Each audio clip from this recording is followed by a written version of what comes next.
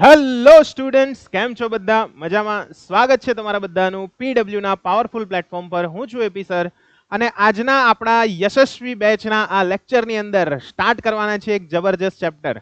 અને આ ચેપ્ટર એટલે કયું ચેપ્ટર? આપણું વિદ્યુત. બાળકો, વિદ્યુત ચેપ્ટરની જો વાત કરવામાં આવે તો વિદ્યુત ચેપ્ટર એ આપણા માટે ખૂબ અગત્યનું ચેપ્ટર છે, કારણ કે આ ચેપ્ટરની અંદર આપણે થોડુંક જો માહિતી મેળવીએ બાળકો, તો વિદ્યુત ચેપ્ટર જે છે તે આપણે શા માટે ભણવાની જરૂર પડી. અત્યાર સુધીના જેટલા પણ લેક્ચર્સ હતા તેની અંદર આપણે જે વાત કરી હતી તેમાં આપણે પ્રકાશ આધારિત જે પણ ચેપ્ટર હતી તેના વિશેની સંપૂર્ણ માહિતી આપણે મેળવી લીધી હતી. આજના લેક્ચરની વાત કરવામાં આવે બાળકો, તો આજથી આપણે સ્ટાર્ટ કરવાના છે નવું ચેપ્ટર. લાસ્ટ બે ચેપ્ટર વિશે થોડીક માહિતી આપું તમને. તો એમાં આપણે સૌથી પહેલા તો પ્રકાશની કેટલીક ઘટનાઓ ભણ્યા, બરાબર છે, જેમ કે પરાવર્તન શું છે, વક્રીભવન શું છે, એ બધા વિશેની માહિતી આપણે લાસ્ટ લેક્ચરની અંદર મેળવી, લાસ્ટ જે ચેપ્ટરો ચાલ્યા આપણા તેની અંદર આપણે મેળવી ગયા હતા. આજે આપણે ત્યાંથી થોડાક આગળ વધીશું અને નેક્સ્ટ આપણે માહિતી મેળવવાના છે, બરાબર. કારણ કે આ જે માહિતી છે ને તે હવે બહુ ઇમ્પોર્ટન્ટ છે. કેમ? તો કે ભાઈ, હવેના જેટલા પણ તમારા ચેપ્ટર્સ છે એ બધા જ ચેપ્ટર્સ તમારા માટે ખૂબ અગત્યના છે, કારણ કે આ બધા જ ચેપ્ટર તમારા ધોરણ 12 સાયન્સની વાત કરવામાં આવે, ધોરણ 12 સાયન્સ, 12 સાયન્સમાં આ ચેપ્ટર છે તે પૂરેપૂરા સેમ ટુ સેમ એવા ને એવા જ આવવાના છે. એટલા માટે એકદમ સરળતાથી તમારે યાદ રાખવા પડશે કે ભાઈ તમે કઈ રીતના આને જોશો, સાથે સાથે કઈ રીતના આની પ્રેક્ટિસ કરવાની છે. આની અંદર પણ દાખલા આવવાના જ છે અને આની અંદરથી 100% તમારી બોર્ડની એક્ઝામમાં પૂછાય છે. એટલે ધ્યાનથી સમજજો ને જ્યાં કંઈ પણ તકલીફ હોય, ડાઉટ તો છે જ, ડાઉટ એન્જિન આપણું, તો ડાઉટ એન્જિનની અંદર જરૂરથી પૂછજો. ઓકે વિદ્યાર્થી મિત્રો, તો ચાલો ફટાફટ રાહ ન જોતા શરૂ કરીએ આજનો લેક્ચર. તો ચલિए शुरू करते हैं आज का लेक्चर. બાળકો, સૌથી પહેલા તો આપણે સ્ટાર્ટ કરીએ આજે કયા કયા ટોપિકને કવર કરીશું. આજના જે આપણા ટોપિક છે તેમાં સૌથી પહેલા આપણે ઇન્ટ્રોડક્શન જોઈશું કે ભાઈ આ ચેપ્ટરની શા માટે જરૂર પડી ભણવાની. બીજું આપણે જોઈશું વિદ્યુત ભાર શું છે, વિદ્યુત ભાર કોને કહેવાય અને વિદ્યુત પ્રવાહ જે છે તે કોને કહેવાશે. આ બધી વાત આપણે આજના લેક્ચરની અંદર જોવાનું છે.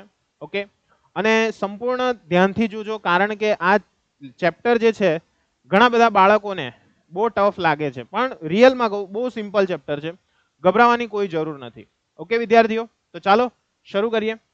તો સૌથી પહેલા આપણે સ્ટાર્ટ કરીએ કે ભાઈ આપણા રોજિંદા જીવનની વાત કરવામાં આવે, બરાબર. રોજિંદા જીવનમાં આપણને 3 વસ્તુ મુખ્ય જરૂરી છે, જેમ કે રહેવા માટે ઘર, બરાબર. આપણું રહેવા માટે ઘર એક જો આવું મસ્ત જોરદાર હોય, મજા આવી જાય. પ્લસ ઘણી વખત આપણે માંદા પડીએ તો આપણે હોસ્પિટલની અંદર જતા હોઈએ, અને સારું નોલેજ મેળવવા માટે આવી મસ્ત મજાની સ્કૂલ પર જતા હોઈએ છીએ. તો આ રીતના આપણે જોઈએ તો દરેક વ્યક્તિઓ જે છે તે પોતાના સુવિધા માટે, સ્વાસ્થ્ય માટે અને પોતાના ઘડતર માટે જુદી જુદી વસ્તુઓનો ઉપયોગ કરે છે. પરંતુ તમે એક વસ્તુ વિચારો કે જો આ બધી જગ્યા પર, આ જેટલી પણ જગ્યાઓ છે એ બધી જગ્યા પર, જો આ બધી જે જગ્યાઓ છે એ બધી જગ્યાઓ પર જો પાવર ના હોય, પાવર મીન્સ સમજ પડે છે ને, વિદ્યુત ના હોય તો શું થાય? જસ્ટ ઇમેજિન કરો. પ્લસ એક બીજી કલ્પના કરો કે ધારો કે આપણે ત્યાં પાવર નથી, બરાબર, પાવર નથી, થોડીક સમય પણ આપણે ત્યાં પાવર જતો રહે તો શું થાય છે? કેટલી તકલીફ પડી જાય. દાખલા તરીકે અત્યારે તમે મોબાઈલની અંદર મોબાઈલમાં ચાર્જિંગ જ નહીં હોય તો તમે જોઈ શકશો? નહીં જોઈ શકો. એટલે કહેવાનો તાત્પર્ય એવો છે, અત્યારે આધુનિક યુગની વાત કરવામાં આવે બાળકો, તો આધુનિક યુગની વાત કરીએ તો એની અંદર વિદ્યુત જે છે ને તે બહુ જરૂરી છે.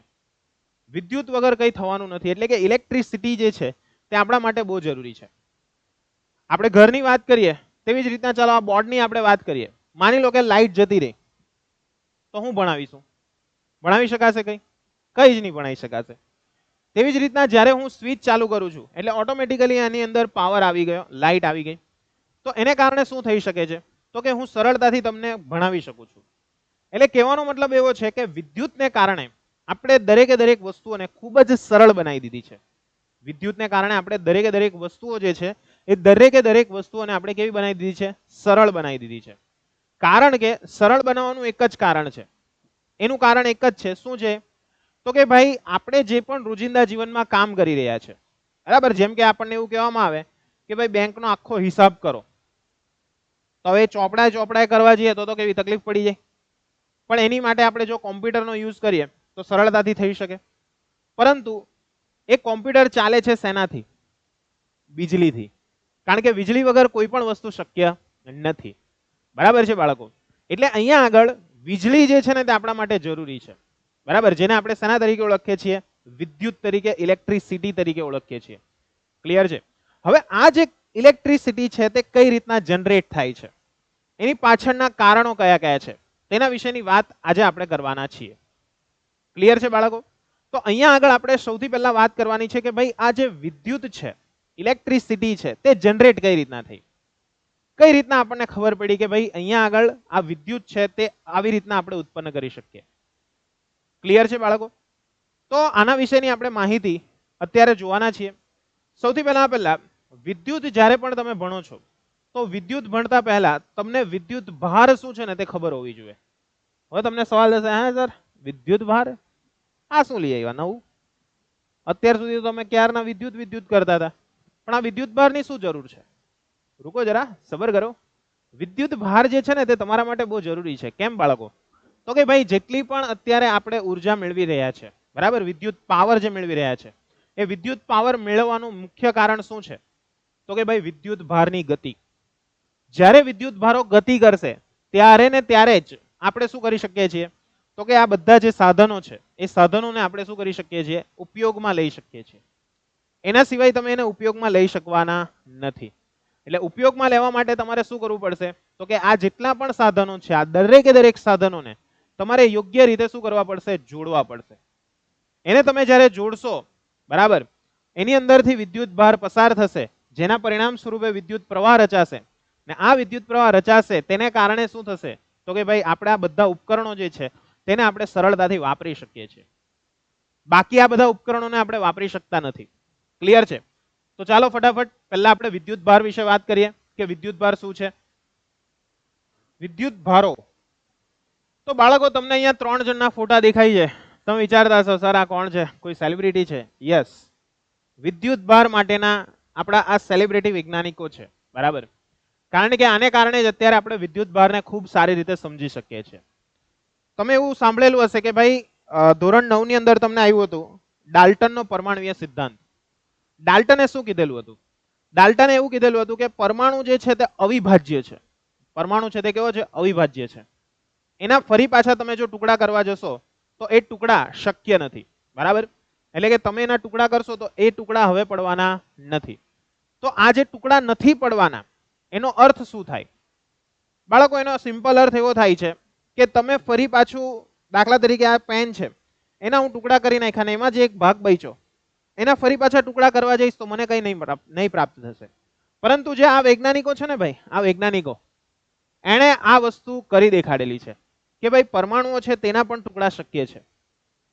તેમાં સૌથી પહેલા વાત કરીએ તો આ જે મહાશય છે, બરાબર, આ જે આપણા વૈજ્ઞાનિક છે તેમનું નામ છે જે થોમ્સન. શું નામ છે બાળકો? જે થોમ્સન. આ જે થોમ્સન નામના જે વૈજ્ઞાનિક હતા, જે થોમ્સન, એ જે થોમ્સન નામના જે વૈજ્ઞાનિક છે એ વૈજ્ઞાનિક દ્વારા સૌ પ્રથમ વખત ઇલેક્ટ્રોનની શોધ કરવામાં આવી હતી. શેની શોધ કરવામાં આવેલી હતી? ઇલેક્ટ્રોન. આઈડિયા આવે છે? ઇલેક્ટ્રોનની શોધ કરનાર જે વૈજ્ઞાનિક છે તેનું નામ શું છે? જે થોમ્સન.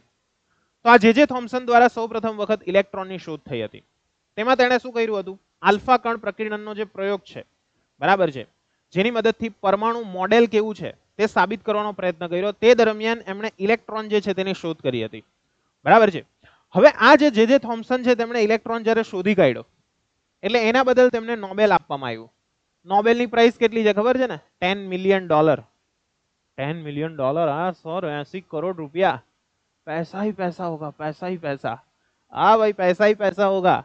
તો એ બધું જોઈને બીજા બધા વૈજ્ઞાનિકોને પણ એવી અંદરથી ઈચ્છા થઈ કે ચાલની હું પણ ઇલેક્ટ્રોનને જોઈ લઉં. એટલે ભાઈ પેલા ગોલ્ડસ્ટીન, આપણા દાદા આવ્યા, ગોલ્ડસ્ટીન દાદા, બરાબર છે, લખી દઈએ છીએ, જેમનું નામ શું છે? ગોલ્ડસ્ટીન. તો ભાઈ આ ગોલ્ડસ્ટીન જે છે તેમણે શું કર્યું? તેમણે પણ સ્ટાર્ટિંગમાં એવો પ્રયત્ન કર્યો કે ચાલની જે થોમ્સનની જેમ હું પણ એક મસ્ત મજાનો ઇલેક્ટ્રોન શોધી કાઢું. બરાબર, મારે હો જોવો છે આ ઇલેક્ટ્રોન કેવો છે. તો એ ભાઈ છે ને ઇલેક્ટ્રોન જે એમણે શોધ્યો હતો તો તમે બધા જ જાણો છો કેમેસ્ટ્રીમાં કે ભાઈ જે પણ આપણા પ્રોટોન છે અને ન્યુટ્રોન છે તે ન્યુક્લિયસની અંદર હોય, વચ્ચે હોય. જ્યારે ઇલેક્ટ્રોનની વાત કરવામાં આવે તો ઇલેક્ટ્રોન શું કરે છે તો કે આસપાસ પરિભ્રમણ કરે છે. ઇલેક્ટ્રોન શું કરે છે? આસપાસ પરિભ્રમણ કરે છે. ખ્યાલ આવે છે? એટલે અહીંયા આગળ મેઇન વસ્તુ શું છે કે ઇલેક્ટ્રોન જે છે તે કન્ટિન્યુઅસ શું કરે છે? પરિભ્રમણ કરે છે. ઇલેક્ટ્રોન છે તે કન્ટિન્યુઅસ શું કરે છે? પરિભ્રમણ કરે છે. આ વસ્તુ તો એકદમ સરળ રીતે આપણને ખબર પડી ગઈ સર. પણ અહીંયા આગળ આ જે ઇલેક્ટ્રોન પરિભ્રમણ કરે છે સર, તો એ તો બહાર છે. પણ આ જે ગોલ્ડસ્ટીન છે તેમણે પણ પ્રયત્ન કર્યો કે ભાઈ ચાલો ને હું પણ એક મસ્ત મજાનો ઇલેક્ટ્રોન શોધી કાઢું. તો જ્યારે તેઓ ઇલેક્ટ્રોન શોધવા ગયા ત્યારે શું થયું? ત્યાં આગળ એક સિમ્પલ નાની અમથી પ્રોબ્લેમ થઈ ગઈ. એમનાથી ઇલેક્ટ્રોનની જગ્યાએ અહીંયા વચ્ચે જે નાભી છે એ નાભીની અંદર એમણે શોધ કરી નાખી. અને એમણે નહીં ખબર હતી કે ભાઈ એમણે એ નાભીની અંદર શોધ કરી નાખી. તો એ ફટાફટ આ જે થોમ્સનને કીધું, અલા ભાઈ ये क्या है, ये हमने क्या ढूंढ दिया. એટલે ભાઈ એમણે જે થોમ્સનને બતાવ્યું, ભાઈ જોની જરાક આ ઇલેક્ટ્રોન છે. જે થોમ્સન કે ના અલા આ ઇલેક્ટ્રોન તો નથી ભાઈ, આ તો તું કંઈક બીજું જ શોધી કાઢ્યું. એટલે આ તો ખુશ થઈ ગયો. હે આપણને શોધ કરી ડાલી, કેસે? ખુશ થઈ ગયા સાહેબ. બરાબર. ને પછી એને એનું નામ શું આપી દીધું? પ્રોટોન નામ આપી દીધું. શું નામ આપી દીધું? પ્રોટોન. બરાબર. આ યાદ રહે એટલે કહું છું, રિયલમાં આવું કઈ થયું નથી. એવી જ રીતના સેમ આ બંનેનું જોઈને ભાઈ આપણા બીજા દોસ્તાર આવ્યા આપણા, બરાબર, જેમનું નામ હતું ચેડવિક. શું નામ હતું? ચેડવિક, જેમ્સ ચેડવિક. તો ચેડવિક નામના જે વૈજ્ઞાનિક છે તેમણે ન્યુટ્રોનની શોધ કરી હતી. શેની શોધ કરેલી હતી? ન્યુટ્રોન. તો આ બધા જે છે પ્રોટોન છે, ન્યુટ્રોન છે, ઇલેક્ટ્રોન છે, આ બધા શું છે? વિદ્યુત ભારો છે. શું છે બાળકો? વિદ્યુત ભારો. તો એવું કહી શકીએ છીએ વિદ્યુત ભાર જે છે, વિદ્યુત ભાર, એની કોઈ જો વ્યાખ્યા આપવી હોય તો બાળકો એની કોઈ વ્યાખ્યા આપણે આપી શકતા નથી. વિદ્યુત ભારની કદાપી વ્યાખ્યા શક્ય નથી. વિદ્યુત ભાર શું છે તો કે ભાઈ વિદ્યુત ભાર એ પદાર્થનો આંતરિક ગુણધર્મ છે. બરાબર, અહીંયા લખી દઉં છું કે વિદ્યુત ભાર એ પદાર્થનો આંતરિક ગુણધર્મ છે. ક્લિયર? એટલે વિદ્યુત ભાર શું છે તો કે પદાર્થ છે એ પદાર્થનો આંતરિક ગુણધર્મ છે તેવું આપણે કહી શકીએ. સમજ પડશે કે નહીં પડશે? પડશે. એટલે આ વસ્તુ ખાસ ધ્યાનમાં રાખજો કે વિદ્યુત ભાર શું છે તો કે વિદ્યુત ભાર જે છે તે પદાર્થનો આંતરિક ગુણધર્મ છે.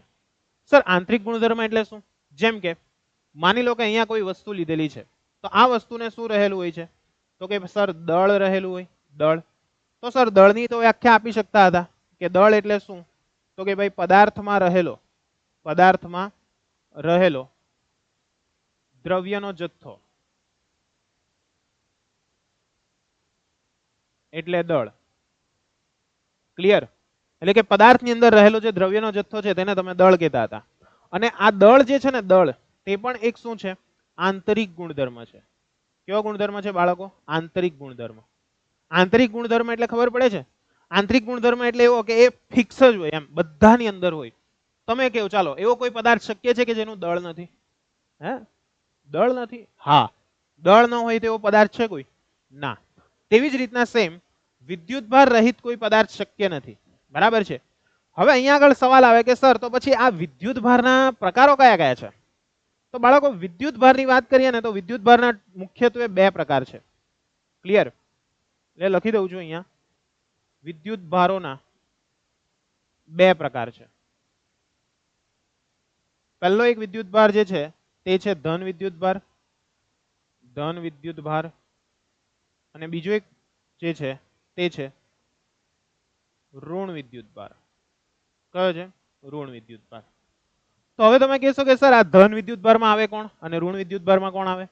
તો ધન વિદ્યુત ભારનું ઉદાહરણ છે ભાઈ પ્રોટોન. બરાબર? પ્રોટોન જે છે તે ધન વિદ્યુત ભારનું ઉદાહરણ છે. અને ઋણ વિદ્યુત ભારના ઉદાહરણની વાત કરવામાં આવે તો એ છે આપણો ઇલેક્ટ્રોન. ઇલેક્ટ્રોન જે છે તે કેવો છે? ઋણ વિદ્યુત ભાર છે. ખ્યાલ આવશે? પ્રોટોન છે તે ધન વિદ્યુત ભાર છે, જ્યારે ઇલેક્ટ્રોનની વાત કરીશું તો ઇલેક્ટ્રોન એ કેવો છે? ઋણ વિદ્યુત ભાર છે. તો હવે આ જે બધા વિદ્યુત ભારો છે સર, તેનો કોઈ એકમ હશે? હા ભાઈ, એનો એક એકમ પણ છે. ને એનો એકમ જે છે તે છે કુલમ. બરાબર? એક મહાન વૈજ્ઞાનિક હતા, તેની યાદમાં એનો એકમ કુલમ છે, જેને કેપિટલ C વડે દર્શાવશું. શેના વડે દર્શાવીશું? કેપિટલ સી વડે. આઈડિયા આવશે બાળકો? એટલે અહીંયા આગળ વિદ્યુત ભાર જે છે તેનો એકમ કુલમ છે અને આ જે વિદ્યુત ભાર જે છે તેને કેપિટલ ક્યુ વડે દર્શાવાશે. શેના વડે દર્શાવાશે? વિદ્યુત ભારને કેપિટલ ક્યુ ઓર સ્મોલ ક્યુ વડે દર્શાવાય છે. ક્લિયર? એટલે વિદ્યુત ભારને જો તમારે દર્શાવવું હોય તો શેના વડે દર્શાવી શકો છો? તો કે કેપિટલ ક્યુ વડે અથવા સ્મોલ ક્યુ વડે. અને પદાર્થની અંદર વાત કરવામાં આવે તો સૌથી નાનામાં નાનો વિદ્યુત ભાર એ એવું કહેવામાં આવે છે કે પ્રોટોન પર અને ઇલેક્ટ્રોન પર રહેલો છે. ક્લિયર? તો પ્રોટોન પર રહેલો જે વિદ્યુત ભાર છે, પ્રોટોન પરનો વિદ્યુત ભાર, પ્રોટોન પરનો વિદ્યુત ભાર QP બરાબર, અથવા QP લખી શકો અથવા E+ લખી શકો. બરાબર છે? જેની કિંમત કેટલી છે? તો કે 1.6 ગુણ્યા 10⁻19 ઘાત કુલમ. આ તમારે યાદ રાખવાની છે. આ પ્રોટોન માટે છે. અને આ જ વસ્તુ જો તમને ઇલેક્ટ્રોન માટે પૂછે, શેના માટે પૂછે? ઇલેક્ટ્રોન માટે. ક્લિયર? તો ઇલેક્ટ્રોન પરનો વિદ્યુત ભાર જે છે, ઇલેક્ટ્રોન પરનો વિદ્યુત ભાર જે છે તે છે આપણો QE.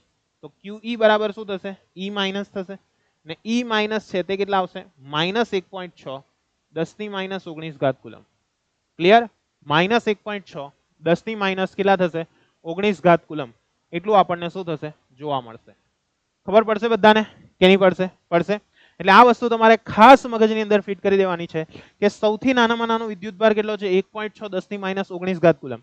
પ્રોટોન પરનો કેટલો? પ્લસમાં. ઇલેક્ટ્રોન પરનો કેવો? માઇનસમાં. બરાબર છે? પ્રોટોન પર પ્લસમાં છે ને ઇલેક્ટ્રોન પર કેવો છે? માઇનસમાં છે. એટલે આ વસ્તુ ખાસ મગજની અંદર તમારે ફિટ કરી દેવાની રહેશે. ખ્યાલ આવશે કે નહીં આવશે? આવશે. એટલે મેઇન વસ્તુ યાદ રાખવાની છે કે વિદ્યુત ભાર જે છે તે સૌથી અગત્યનો એકમ છે જેને આપણે આંતરિક ગુણધર્મ કહીએ છીએ. બરાબર? પદાર્થનો કેવો ગુણધર્મ છે? આંતરિક ગુણધર્મ. This is the intrinsic property. Intrinsic property. બરાબર છે? એને ઇંગ્લિશમાં એવું કહેવાય ઇન્ટ્રિન્સિક પ્રોપર્ટી ઓફ મેટર. એટલે એને કહીશું વિદ્યુત ભાર. આઈડિયા આવી ગયો વિદ્યુત ભાર શું છે? હવે આના કેટલાક ગુણધર્મો વિશે પણ આપણે થોડીક ચર્ચા કરવાની છે કે વિદ્યુત ભાર જે છે ને તેનું હંમેશા સંરક્ષણ થાય. વિદ્યુત ભાર છે તેનું સંરક્ષણ થાય છે. સંરક્ષણ થાય છે એટલે શું? માની લો કે અહીંયા આગળ વાત કરીએ, આ એક પદાર્થ છે. એ પદાર્થ પર 1 કુલમ જેટલો વિદ્યુત ભાર છે અને આ એક બીજો પદાર્થ છે તેના પર 2 કુલમ વિદ્યુત ભાર છે. ક્લિયર? તો અહીંયા કોઈ પણ પ્રક્રિયા થાય તો કોઈ નવો વિદ્યુત ભાર ઉમેરાતો નથી કે નવો વિદ્યુત ભાર બહાર નીકળતો નથી. બરાબર છે? એટલે કે અહીંયા આગળ આપણે એવું કહી શકીએ છીએ વિદ્યુત ભારનું સંરક્ષણનો અર્થ શું થાય? કે વિદ્યુત ભાર ઉત્પન્ન થતો નથી કે વિદ્યુત ભારનો નાશ થતો નથી. ખ્યાલ આવશે? વિદ્યુત ભાર ઉત્પન્ન થતો નથી કે વિદ્યુત ભારનો નાશ થતો નથી. અહીંયા શું થાય છે? વિદ્યુત ભારને તમે એક પદાર્થ પરથી બીજા પદાર્થ પર શું કરી શકો છો? ટ્રાન્સફર કરી શકો છો. વિદ્યુત ભારને શું કરી શકો છો? એક પદાર્થ પરથી બીજા પદાર્થ પર ટ્રાન્સફર કરી શકો છો. ખ્યાલ આવશે તમને કે નહીં આવશે? આવશે. એટલે આ વસ્તુ તમારે ખાસ ધ્યાનમાં રાખવાની છે કે વિદ્યુત ભાર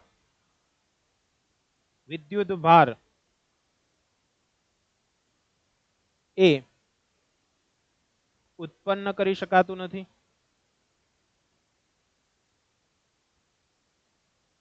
કે તેનો નાશ કરી શકાતો નથી.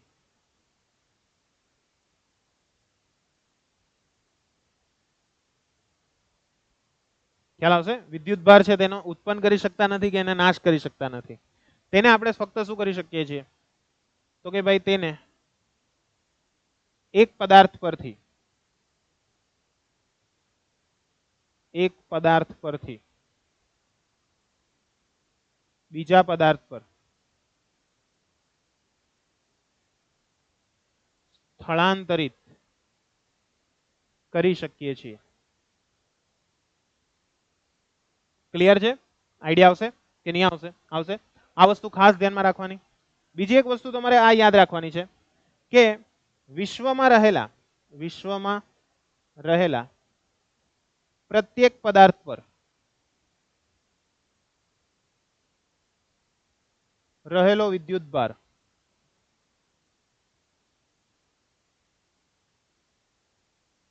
એ ઇલેક્ટ્રોન પર રહેલા વિદ્યુત ભારના પૂર્ણ ગુણક જેટલો જોવા મળે છે. હવે સર આ શું કહી ગયા? ઇલેક્ટ્રોન પરના વિદ્યુતભારનો પૂર્ણ ગુણક. સિમ્પલ સમજો. માની લે કે આપણી પાસે કોઈ એક આ પદાર્થ છે, બરાબર? આ એક પદાર્થ છે આપણી પાસે. પ્રોપર ડ્રો કરીએ. ક્લિયર? ફરી પાછું. ચાલો, આ આપણી પાસે એક પદાર્થ છે. હવે આ પદાર્થ પરનો મારે શું શોધવાનો છે? વિદ્યુતભાર શોધવાનો છે. તો કેટલો છે? તો કે ભાઈ આના પરનો જે વિદ્યુતભાર છે ને તે ઇલેક્ટ્રોન પરનો વિદ્યુતભાર માની લો કે E છે, બરાબર? E વડે આપણે એને દર્શાવશું. તો એ E જેટલા વિદ્યુતભારને આપણે કોના વડે ગુણી દેવાનું? N વડે ગુણી દેવાનું. N એટલે શું? પૂર્ણાંક સંખ્યા. એટલે કે તમે જ્યારે કોઈ પૂર્ણાંક સંખ્યા વડે ગુણશો તો એના દ્વારા તમને શું મળી જશે? કુલ વિદ્યુતભાર. એટલે કુલ વિદ્યુતભાર બરાબર શું લખાશે? કુલ વિદ્યુતભાર બરાબર N ગુણ્યા ઇલેક્ટ્રોન કે પ્રોટોન પરનો વિદ્યુતભાર. ખ્યાલ આવશે? ઇલેક્ટ્રોન કે પ્રોટોન પરનો વિદ્યુતભાર એવું આપણે કહી શકીએ. સમજ પડશે તમને કે નહીં પડશે? પડશે. એટલે કુલ વિદ્યુતભાર આપણે આ રીતના ધ્યાનમાં રાખવાનું છે. તો આ સૂત્ર તમારે યાદ રાખવાનું છે. અને હા, ખાસ એક વસ્તુ યાદ રાખવાની કે Q ની વેલ્યુ કાં તો પ્લસ હશે કાં તો કેવી હશે? માઇનસ હશે. Q ની વેલ્યુ કેવી હશે? કાં તો પ્લસ હશે કાં તો કેવી હશે? માઇનસ હશે. ક્લિયર છે? કંઈ પણ ડાઉટ છે તો પ્લીઝ પૂછી લેજો. નથી ને? એટલે ઇલેક્ટ્રોનની જે વેલ્યુ વિદ્યુતભારની જે વેલ્યુ છે એ વિદ્યુતભારની વેલ્યુ હંમેશા કેવી જોવા મળશે? કાં તો પ્લસમાં આવશે કાં તો કેવી આવશે? માઇનસમાં આવશે. ક્લિયર છે? કંઈ પણ ડાઉટ હોય તો પ્લીઝ પૂછી લેજો. બરાબર છે? કારણ કે આ વસ્તુ તમારા માટે ખૂબ જ અગત્યની છે. કારણ કે નહીં આવડશે ને તો લોચો થઈ જશે એકદમ. બરાબર? એટલે ખાસ ધ્યાનમાં રાખજો. ચાલો, તો આ થયા તમારા વિદ્યુતભારના કેટલાક ગુણધર્મો. બરાબર છે? બીજા બધા પણ કેટલાક ગુણધર્મો છે કે જે આપણને ભવિષ્યની અંદર કામ લાગશે, તો ત્યારે એને શીખીશું. પરંતુ અત્યારે એની કોઈ જરૂર નથી એટલે હું આની ઉપર બહુ ડિસ્કસ કરતો નથી. બરાબર? એમ તો આ જે બે વસ્તુ છે તે તમારી બુકમાં નથી આપી, પણ આ એક્સ્ટ્રા એટલા માટે છે કે કેટલીક વખત દાખલાઓની વાત કરીશું ને તો દાખલાઓની અંદર આની જરૂર પડવાની છે. બરાબર? એટલે ધ્યાન રાખજો. નેક્સ્ટ આગળ વધીશું વિદ્યુત પ્રવાહ વિશે. તો ભાઈ વિદ્યુત પ્રવાહ કોને કહેવાશે? આની સૌપ્રથમ વખત માહિતી આપણને એક વૈજ્ઞાનિક છે જેમનું નામ છે આંદ્રે મેરી એમ્પિયર. બરાબર? દેખાય છે ને આ ભાઈ સાહેબ? બરાબર? શું નામ છે એનું? આંદ્રે મેરી એમ્પિયર. તો આંદ્રે મેરી એમ્પિયર જે છે, બરાબર છે, તેણે સૌપ્રથમ વખત આની માહિતી થોડીક આપી હતી. એમાં એણે શું કીધું હતું કે વિદ્યુત પ્રવાહ એટલે શું? તો કે જ્યારે વિદ્યુત ભારનો જથ્થો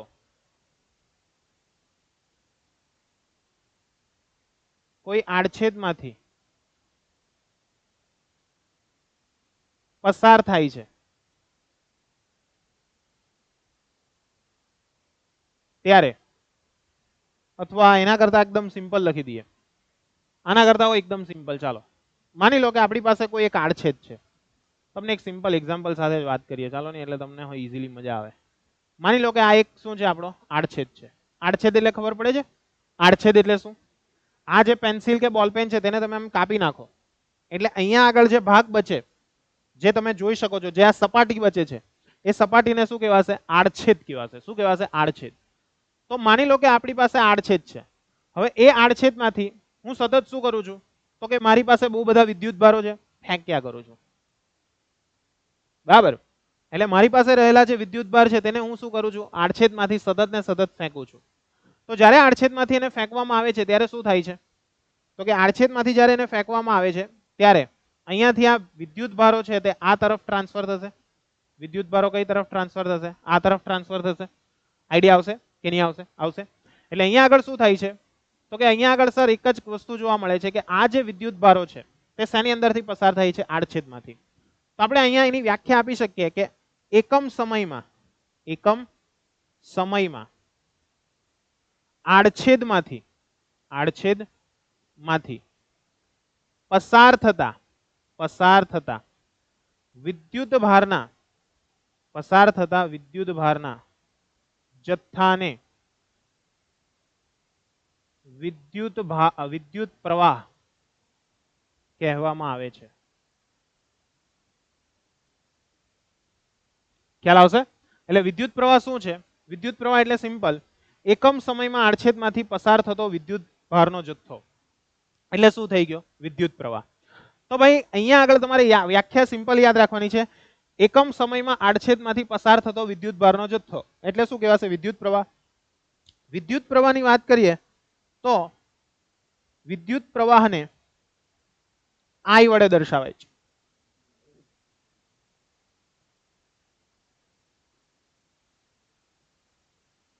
ક્લિયર? એટલે વિદ્યુત પ્રવાહ જે છે તેને આપણે શેના વડે દર્શાવશું? I વડે દર્શાવશું. બરાબર છે? અને I વડે દર્શાવાય છે, સાથે સાથે તેનો એકમ એમ્પિયર છે. કેવો છે? એમ્પિયર. બરાબર? એમ્પિયર ને કેના વડે દર્શાવાશે? Capital A. ક્લિયર છે? તો આના પરથી આપણે વિદ્યુત પ્રવાહ છે તેનું સૂત્ર લખવું હોય તો શું લખાશે? તો કે સર વિદ્યુત પ્રવાહ બરાબર વિદ્યુત ભાર છેદમાં શું લખાશે? સમય લખાશે. વિદ્યુત ભાર છેદમાં શું લખાશે? સમય લખાશે. ક્લિયર છે? એટલે વિદ્યુત પ્રવાહ બરાબર વિદ્યુત ભારના છેદમાં સમય. વિદ્યુત પ્રવાહ બરાબર શું કહેવાશે? વિદ્યુત ભાર છેદમાં સમય. તો અહીંયા આગળ આપણે એક વસ્તુ સિમ્પલ ધ્યાનમાં રાખવાની છે કે ભાઈ વિદ્યુત પ્રવાહ જે છે તેને આપણે શેના વડે દર્શાવ્યું? તો કે સર વિદ્યુત પ્રવાહ જે છે તેને મેં I વડે દર્શાવ્યું. વિદ્યુત ભાર જે હતો તેને મેં શેના વડે દર્શાવેલો? તો કે સર Q વડે દર્શાવેલો. અને નીચે શું છે? સમય છે, છેદમાં સમય છે. અને સમયને હું શેના વડે દર્શાવીશ? T વડે દર્શાવીશ. શેના વડે દર્શાવીશ? T વડે. તો આના પરથી આપણું સૂત્ર શું બનશે? I બરાબર Q ના છેદમાં T. શું બની જશે? I બરાબર Q ના છેદમાં T. એટલે આને યાદ રાખવાની ટેકનિક શું છે? એ ક્યુટી અથવા એ કુત્તી. બરાબર? યાદ રાખવાની ટેકનિક છે. I બરાબર Q ના છેદમાં T. એટલે એ ક્યુટી. બરાબર? પ્રેમથી કહેશો તો એ ક્યુટી. અને જો ગુસ્સો આવી ગયો તો અબે કુત્તી. ક્લિયર? એટલે I બરાબર Q ના છેદમાં T. આ એનું સૂત્ર છે. હવે અહીંયા આગળ એકમ કઈ રીતના યાદ રાખવાના છે? બધા બાળકો અહીંયા લોચો એ જ ખાય કે સર એકમ કઈ રીતના યાદ રાખવા? એકમ. તો એકમ માટે જો સૂત્ર યાદ રાખવાનું. I બરાબર સૂત્ર શું આવશે? Q ના છેદમાં T. Q એટલે શું છે આપણો? તો કે સર વિદ્યુત ભાર છે. વિદ્યુત ભારનો એકમ જે છે તે શું છે? તો કે સર એનો એકમ છે કુલમ. અને અહીંયા T છે તે શું દર્શાવે છે? સમય દર્શાવે છે. તો સમયનો એકમ શું છે? તો કે સમય જે છે તેનો એકમ છે સેકન્ડ. સમય જે છે તેનો એકમ શું છે? સેકન્ડ. તો કુલમ જે છે તેને C વડે દર્શાવશું, સેકન્ડ છે તેને S વડે દર્શાવશું. એટલા માટે અહીંયા આગળ બીજો એક એકમ જે છે, બરાબર, વિદ્યુત પ્રવાહનો એકમ જે છે, વિદ્યુત પ્રવાહનો બીજો એકમ લખી દઈએ. વિદ્યુત પ્રવાહ નો બીજો એકમ કયો છે? તો કે વિદ્યુત પ્રવાહ જે છે તેનો બીજો એકમ કુલમ પર સેકન્ડ છે. કયો છે? કુલમ પર સેકન્ડ. અથવા બીજો એકમ તમે કહી શકો છો અહીંયા આગળ એમ્પિયર. શું કહી શકો છો? એમ્પિયર. ક્લિયર છે? એટલે કુલમ પર સેકન્ડ છે અથવા બીજો એક એકમ તમે એનો લખી શકો છો એમ્પિયર. ક્લિયર છે? એટલે અહીંયા આગળ એના બે એકમો યાદ રાખજો, કુલમ પર સેકન્ડ ઓર એમ્પિયર. બીજો શું આવશે? એમ્પિયર. આઈડિયા આવશે તમને કે નહીં આવશે? આવશે. એટલે આ વસ્તુ ખાસ મગજમાં ફિટ કરી દેવાની છે કે ભાઈ કુલમ પર સેકન્ડ છે અને બીજો કયો છે? એમ્પિયર છે. હવે અહીંયા આગળ એક વસ્તુ ખાસ સમજજો. અહીંયા આગળ થાય છે શું?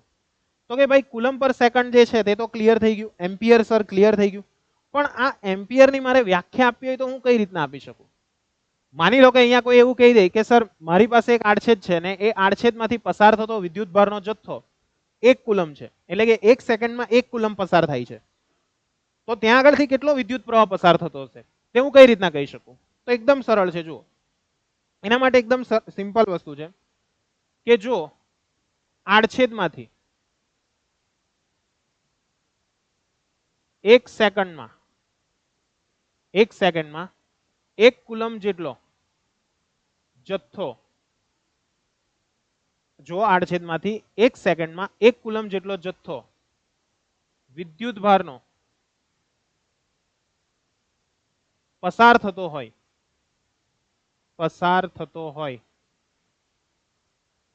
તો જો આડછેદમાંથી 1 સેકન્ડમાં 1 કુલમ જેટલો જથ્થો વિદ્યુત ભારનો પસાર થતો હોય તો તે આડછેદમાંથી પસાર થતો વિદ્યુત પ્રવાહ 1 એમ્પિયર છે તેમ કહેવાય. ક્લિયર છે? એટલે 1 એમ્પિયર જેટલો વિદ્યુત પ્રવાહ છે તેવું આપણે કહી શકીએ. સર આ એક્ઝેક્ટલી ખબર કઈ રીતના પડે જુઓ. તો એના માટે સૂત્ર છે I બરાબર Q ના છેદમાં T. તો Q જે છે તે કેટલો છે? 1 કુલમ છે. સમય છે તે કેટલો છે? 1 સેકન્ડ છે. તો 1 ભાગ્યા 1 કરશો તો કેટલા આવશે? 1 જ આવશે. એટલે I ની કિંમત કેટલી આવી ગઈ? 1 એમ્પિયર આવી ગઈ. ક્લિયર છે? એટલે 1 એમ્પિયરની વ્યાખ્યા આપવી હોય તો તમે આ રીતના આપી શકો કે ભાઈ 1 કુલમ જેટલો વિદ્યુત ભાર 1 સેકન્ડમાં જો કોઈ આડછેદમાંથી પસાર થતો હોય તો એનો અર્થ કે ત્યાં આગળ પસાર થતો જે વિદ્યુત પ્રવાહ છે તે 1 એમ્પિયર છે તેવું આપણે કહી શકીએ. કેટલો છે? 1 એમ્પિયર છે તેવું આપણે કહી શકીએ. બરાબર છે? બીજું કે અહીંયા આગળ જે 1 એમ્પિયર છે તે તો સિમ્પલ આપણને આઈડિયા આવી ગયો કે ભાઈ આ 1 એમ્પિયર ક્લિયર. પણ વ્યવહારની વાત કરવામાં આવે, વ્યવહારમાં એમ્પિયર ખૂબ જ મોટો એકમ છે. એમ્પિયર એ ખૂબ જ મોટો એકમ છે. તેથી વ્યવહારમાં મિલી એમ્પિયર, ત્યાર પછી માઇક્રો એમ્પિયર જેવા એકમો વપરાય છે. ક્લિયર? મિલી એમ્પિયર, માઇક્રો એમ્પિયર આવા એકમો આપણે ખાસ વાપરીએ છીએ. તો અહીંયા આગળ સમજો કે 1 મિલી એમ્પિયર, મિલી એટલે કેટલા? 10⁻³ એમ્પિયર. ખાસ મગજમાં ફિટ કરી દેજો. ત્યાર પછી 1 માઇક્રો એમ્પિયર, માઇક્રો કે તો 10⁻⁶ એમ્પિયર. ખ્યાલ આવશે? મિલી એટલે કેટલા? 10⁻³ માઇક્રો એટલે કેટલા? 10⁻⁶. બરાબર? આ વસ્તુ ખાસ ધ્યાનમાં રાખજો કારણ કે આ વસ્તુ બહુ જ અગત્યની છે. ક્લિયર? મિલી એમ્પિયર કેટલા ને માઇક્રો એમ્પિયર એટલે કેટલા? ક્લિયર? મિલી એટલે હંમેશા યાદ રાખજો 10⁻³ એમ્પિયર અને માઇક્રો એમ્પિયર એટલે કેટલા કહેવાશે? 10⁻⁶ એમ્પિયર. ખ્યાલ આવશે કે નહીં? ક્લિયર? એટલે વ્યવહારની અંદર આપણે આવા નાના નાના એકમો જે છે તેનો આપણે યુઝ કરીશું. તેનો યુઝ કરીશું. આવા જે નાના નાના એકમો છે તેનો ખાસ કરીને યુઝ કરીશું. કારણ કે વ્યવહારની વાત કરીએ તો એમ્પિયર એક બહુ જ મોટો એકમ છે. એ પછીથી આપણે જોશું એટલે તમને આઈડિયા આવશે. ખ્યાલ આવશે બધાને કે નહીં આવશે? આવશે. તો આને રિલેટેડ કેટલાક દાખલાઓ છે તે આપણે જોઈ લઈએ કે જેથી તમને પણ સરળતાથી આઈડિયા આવે કે ભાઈ કઈ રીતનું પૂછાય છે. તો અહીંયા આગળ સૌથી પહેલા આપેલું છે કે કોઈ એક વિદ્યુત બલ્બના ફિલામેન્ટ છે તેમાંથી પસાર થતો વિદ્યુત પ્રવાહ. શું આપેલું છે ભાઈ? અહીંયા આગળ વિદ્યુત પ્રવાહ આપેલો છે. શું આપેલો છે? વિદ્યુત પ્રવાહ. તો લખી દઈએ વિદ્યુત પ્રવાહ. વિદ્યુત પ્રવાહને શેના વડે દર્શાવાશે? I વડે દર્શાવાશે. જેની વેલ્યુ કેટલી છે? તો કે ભાઈ 0.5 એમ્પિયર છે. કેટલા છે? 0.5 એમ્પિયર છે. બરાબર છે? એટલે અહીંયા આગળ રહેલો વિદ્યુત પ્રવાહ છે તે 0.5 એમ્પિયર છે. 10 મિનિટ સુધી વહે છે. 10 મિનિટ એટલે શું આપ્યું? એ સમય આપ્યો. સમય શેના વડે દર્શાવાશે? T વડે. અને કેટલો આપેલો છે ભાઈ? 10 મિનિટ આપેલો છે કે 10 મિનિટ સુધી એ પસાર થાય છે. તો હંમેશા યાદ રાખવાનું અહીંયા આગળ જે એકમ છે ને તે મિનિટમાં ના ચાલે, એને તમારે સેકન્ડમાં કન્વર્ટ કરવું પડે. હવે તમને એક વસ્તુ તો ખબર જ છે કે ભાઈ 1 કલાક હોય તો એની 60 મિનિટ આવે. 1 કલાક બરાબર 60 મિનિટ. અને 1 મિનિટ હોય તો એના બરાબર કેટલા થશે? તો કે 60 સેકન્ડ થશે. કેટલા થશે? 60 સેકન્ડ થશે. ખ્યાલ આવશે? એટલે અહીંયા આગળ તમે જોઈ શકો છો કે 1 મિનિટ છે. બરાબર? મિનિટને આપણે સેકન્ડમાં કન્વર્ટ કરીએ તો 10 મિનિટ એના ગુણ્યા કેટલા કરવા પડશે? મારે 60 કરવા પડશે. તો અને તો જ શું થશે? તો કે ભાઈ એનું કન્વર્ઝન સેકન્ડમાં થશે. શેમાં થશે? સેકન્ડમાં.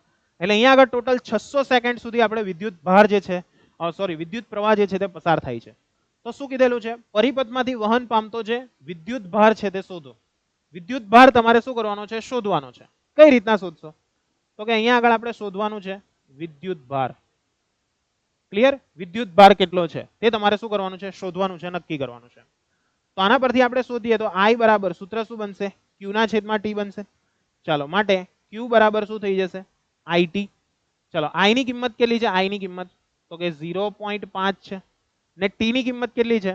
તો કે T ની કિંમત છે આપણી 600. તો 0.5 એટલે શું લખાશે? 5/10 ગુણ્યા કેટલા થશે? 600 થશે. આ બે કેન્સલ થાય. 6 પંચા કેટલા થઈ જાય? 30 થઈ જાય. એટલે Q બરાબર કેટલા આવશે? 30. ને પાછળ આનું જે એક 0 છે તે આપણે ત્યાં લગાડી દઈએ એટલે કેટલા થશે? 300. તો આ શું જવાબ આવશે? 300 કુલમ. શું જવાબ આવશે? 300 કુલમ. એટલે કે અહીંયાથી પસાર થતો જે વિદ્યુત ભાર છે એ વિદ્યુત ભારનો જથ્થો 300 કુલમ જેટલો છે. કેટલો છે? 300 કુલમ.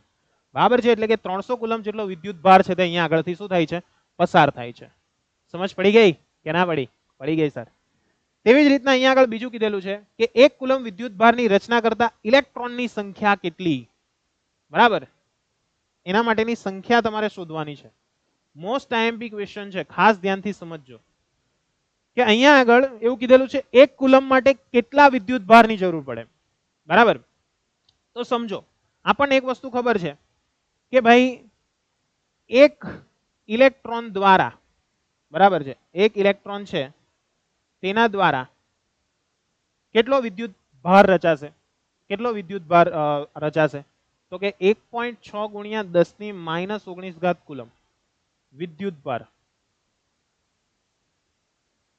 આઈડિયા આવશે?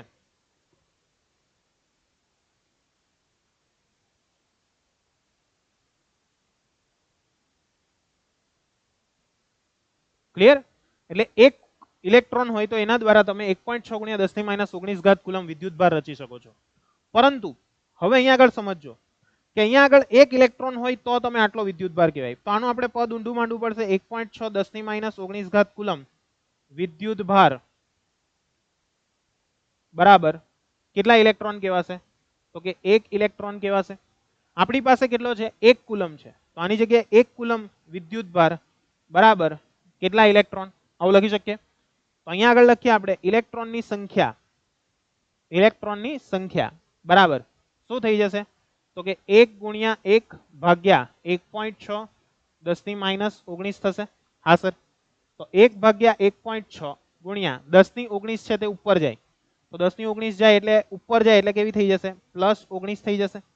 હવે 10⁻19 નો અર્થ શું થાય કે 10 ની પાછળ એટલા મીંડા છે. બરાબર, 10 ની પાછળ એટલા મીંડા છે. એટલે એનો અર્થ શું થશે અહીંયા આગળ? તો કે હું આને આવી રીતના લખું તો ચાલે. 10 ગુણ્યા 10⁻18, કારણ કે આ છે તે 10⁻1 કહેવાય. તો 10⁻1 + 18 એટલે કેટલી થઈ જાય? 19. એના ભાગ્યા કેટલા કરી દઈએ? 1.6. તો 10 ભાગ્યા 1.6 કરશો. 10 ભાગ્યા કેટલા કરશો? 1.6. તો જવાબ કેટલો આવી જશે? તો કે જો 16 છંગ 96 થાય. 96 થાય એટલે 9.6 થશે. એટલે અહીંયા બચશે કેટલા? 0.4. કેટલા બચશે? 0.4 બચશે. ઓબ્વિયસ છે, 0.4 બચશે. તો આને આધારે તમે આગળ સાદુરૂપ આપશો તો આનો પોઈન્ટ છે. તો ધારો કે પોઈન્ટ અત્યારે નથી એવું સમજીને ચાલો. તો ઉપરથી આપણે 0 ઉતારીએ તો અહીંયા કેટલા થશે? 40 થશે. તો અહીંયા આગળ 40 થાય તો આપણે એને કેટલા વડે? 0.2 વડે ગુણીએ તો 16 × 32 થશે. એટલે અહીંયા 32 આવશે અને અહીંયા કેટલા આવશે? 8 આવશે. 8 આવ્યા, ફરી પાછા શૂન્ય ઉતાર્યા એટલે 16 × 5 = 80 થશે. એટલે 6.25 જેવો જવાબ આવશે. એટલે અહીંયા આગળ આવશે 6.25. 10 ની કેટલી ઘાત? તો કે સર 18 ઘાત. તો તમારી પાસે આટલા ઇલેક્ટ્રોન હશે તો એના દ્વારા તમે 1 કુલમ જેટલો વિદ્યુત ભાર જે છે તે રચી શકો છો. ખ્યાલ આવશે કે નહીં આવશે? આવશે. એટલે આ વસ્તુ ખાસ મગજમાં ફિટ કરવાની છે. ક્લિયર છે બાળકો? એટલે આ વસ્તુ ખાસ મગજમાં ફિટ કરી દેજો કે 1 કુલમ વિદ્યુત ભાર એટલે કેટલા? 6.25 ગુણ્યા 10⁻18. બરાબર છે. તો આઈ હોપ કે તમને બાળકો આની અંદર આઈડિયા આવી ગયો હશે. તો આવા જ દાખલાઓ સાથે ફરી પાછા આપણે મળીશું અને આવા કેટલાક દાખલાઓ તમને ડીપીપી ની અંદર આપેલા છે. તો એ ડીપીપી ખાસ સોલ્વ કરજો. સિમ્પલ ડીપીપી છે આજની. અને આ જ રીતના આપણે નવા ટોપિક સાથે ફરી પાછા નેક્સ્ટ લેક્ચરની અંદર મળીશું. ઓકે વિદ્યાર્થીઓ, ખાસ કરીને આ ચેપ્ટર છે તેને ધ્યાનથી કરજો, કારણ કે આ ચેપ્ટર તમારા માટે ખૂબ ખૂબ ખૂબ અગત્યનું છે. તો મળીએ આપણે નેક્સ્ટ લેક્ચરમાં. ત્યાં સુધી આવજો. જય હિન્દ. Thank you.